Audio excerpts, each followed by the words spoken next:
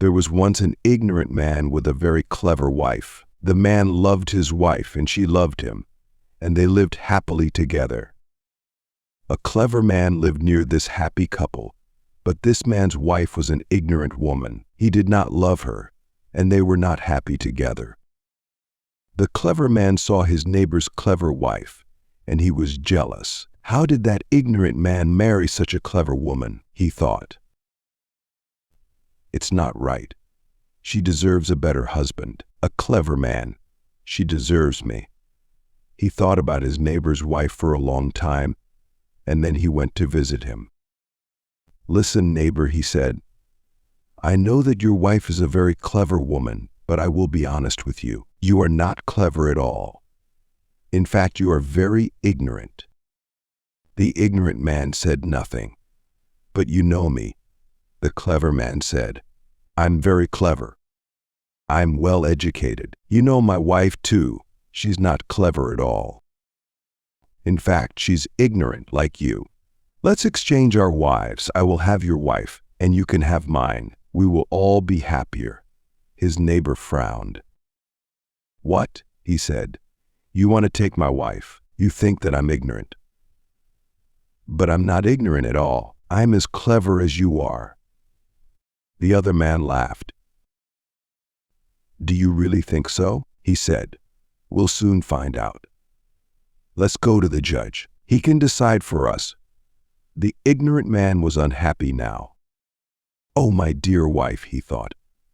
I don't want to lose her. What kind of questions will the judge ask me? Will I be able to answer them? The two men found the judge. The clever man explained everything to him. The judge listened carefully. You say this man is ignorant, he said, and he pointed to the ignorant man. Yes, yes, the clever man said. Ask him questions, you will see. He doesn't know anything. The judge thought for a moment. Then he said to the ignorant man, Tell me, sir, how many stars are there in the sky? The ignorant man's mouth fell open. He shook his head. He didn't know the answer. Here's another question, said the judge. Where is the navel of the earth? The ignorant man shook his head again. He felt very unhappy. My poor wife, I've lost you, he thought. My questions are difficult, the judge said. Think about them. Come back tomorrow and give me your answers then. The poor man hurried back to his wife's house. The sun had set already, and it was dark. He stood outside his house and looked up at the sky. He was trying to count the stars. His wife came out of the house and found him there. What are you doing, my dear husband? She said. Come and eat your supper. It's all ready for you. I can't come in, her husband said. I must count the stars. If I can't do it, I will lose you. What? His wife cried. Why? What has happened? Her husband told her everything. He told her about his clever neighbor and the judge's questions. When he had finished, the woman laughed. Don't worry, dear husband, she said. I will give you the answers to the judge's questions. Now come inside and rest. The next day, the clever man came to the ignorant man's house. He stood outside and called to him. Well, neighbor, he said, are you ready to see the judge? The ignorant man called back to him. Oh, yes, I am quite ready. His wife gave him a basket of teff and a spear. Then he went outside, and the two men hurried off to see the judge. Now the judge said to the ignorant man, Let's hear the answer to my first question. How many stars are there in the sky? The ignorant man poured out the grains of teff onto the ground. The number of stars in the sky, he said, is the same as the number of grains in this basket. Don't you believe me? Then you must count them yourself. The judge smiled. That's a good answer, he said. Now here's the second question.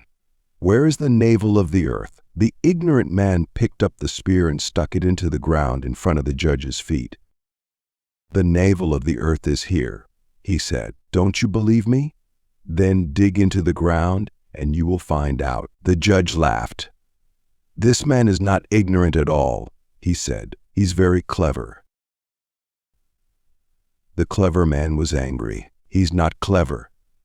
He's stupid," he said. He didn't find the answers to these questions. Someone helped him. "Is this true?" said the judge. "Did someone give you the answers to my questions?" "Oh, yes," said the ignorant man happily. "My dear wife told me." He stopped. "Oh, I've been stupid. I've made a mistake," he thought. The clever man laughed. "Aha," he said. "You see, Judge, he's stupid, isn't he? So let's exchange our wives. I'll take his, and he can have mine." The judge nodded. "And for you're right," he said. "This man is not clever at all. His clever wife needs a clever husband. Go home now, both of you. Get ready to exchange your wives." The ignorant man was very unhappy. He went home with tears in his eyes. "My poor husband," his wife said. "What has happened? Why are you sad?" "I'm sad because I'm stupid and ignorant," the poor man said, "and because I've lost my dear wife." And he told his wife everything. His wife tried to comfort him. "Don't worry, husband," she said. "You haven't lost me yet. Go and see our clever neighbor. Tell him you have agreed. You will exchange your wives tomorrow. Then invite him and the judge to a meal here at our house." "I don't understand," her husband said. "That won't help us at all." "Yes, it will," his wife answered. "You will see." So the ignorant man invited his clever neighbor and the judge to come to his house. And the next day they came. "Wife," he called out, "our guests are here. Bring them some food." His wife brought out a beautiful basket and a pot made of gold. "Ah," said the clever man, "this looks good." "Yes," said the judge. "I'm sure this clever woman cooks delicious food." The woman opened the basket and offered bread to the judge. But the bread was black and burnt. "What's this?" the judge said. "It's my bread," the woman answered. "Don't you like it?" "My bread is always like this." Then she brought out some chicken stew. "Please have some stew," she said to the clever man. "But this is terrible."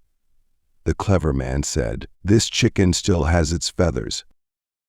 "You don't like my chicken stew," said the woman, "but I always make it like this. I never take off the feathers." The judge tried to eat a little bread and stew, but soon he stopped. The bread was horrible, and the chicken stew was horrible, too. He couldn't eat it. "Now," he said, "let's finish our business. It's time to exchange these women." But the clever man stood up. "I think perhaps," he began. "What?" the judge said.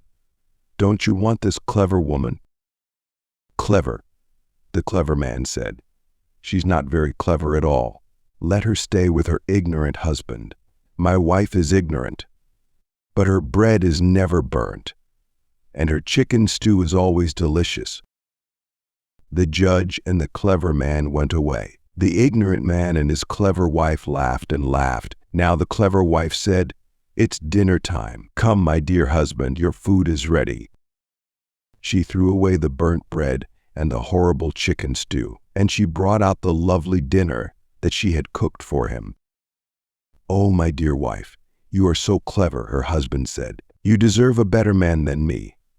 "But you are the best man in the world," his wife said, "and I will always love you." And they lived happily together from that day on.